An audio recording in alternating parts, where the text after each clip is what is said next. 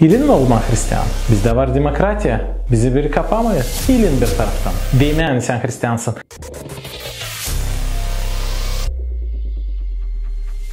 Selam dostlar. Dil çoktan okudum Patrick Sugdeo'nun kağıdını. Pek meraklı bir kağıt. O açtı benim gözlerimi historiye, Hristiyanların historiasını.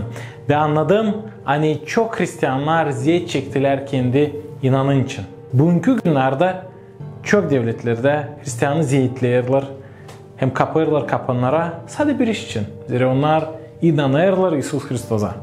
Moldova'da ilin mi olmak Hristiyan? Bizde var demokratiya. Bizi biri kapamıyor. İlin bir taraftan. Değil mi yani sen Hristiyansın? Ama Hristiyan yaşamasını götürme kolay mı olsa zor mu? Yazın komentaryalarda sizin fikirlerinizi. Bu kağıtta yazılan Hristos'a vardı 12 apostol. Onların biri Yehuda asıldı. Zira sattı Hristos'u. Yuan yaşadı ihtarladın. Ama 10 öbür apostollar Peter, Yakov, Varfolomey, Foma hem başkası onları öldürdüler Hristos'un adı için.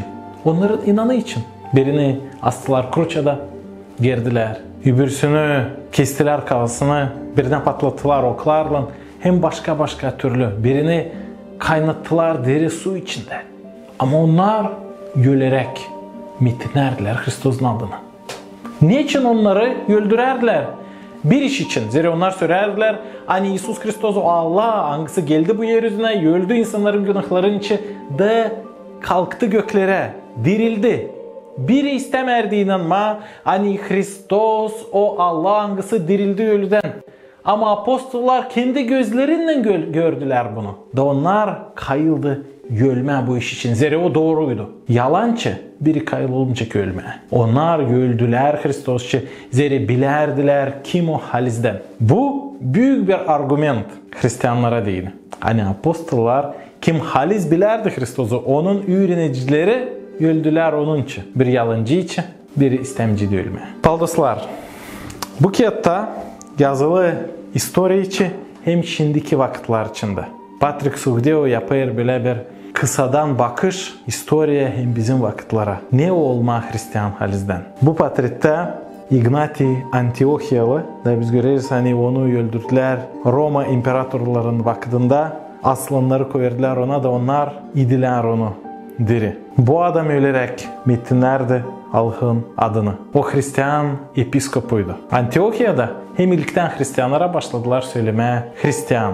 Bu laf oradan çıktı. Gagozlarda pek çok anılır Ayos Dmitri Kasım ortasında. Ayos Dmitri de İmparator Diokletian vakitinde onu öldürdüler. Zira o Hristiyandı. Pek çoğu Roma imparatorları sanarlar hani Hristiyanlık o prost bir şey devlet için. Da o dağıtacak Roma imperiyasını. Ama Hristiyanlarda yoktu bir de politika ideyası. Onlar sadece yapardı iyilik, inanarlar Hristos'a bütün yürekten. Bugünkü zamanlarda kimse korkarlar Hristiyanlardan, sanırlar onlarda var kendi politika programası. Bu değil öyle. Ama Hristiyanlar yaparlar bunu zira severler Hristos'u. Kurtulmayı yok ince kazanma, onu verir bize Allah'ınca bağışır. Ama kabul ettiğin kurtulmayı biz ters yapma iyilik. Dostlar, siz beğendiyseniz bu videoyu hem Patrick Sugdeo'nun kağıdın prezentasyasını koyun like, yazın komentarı, yapın repost. Kalın sağlıcakla.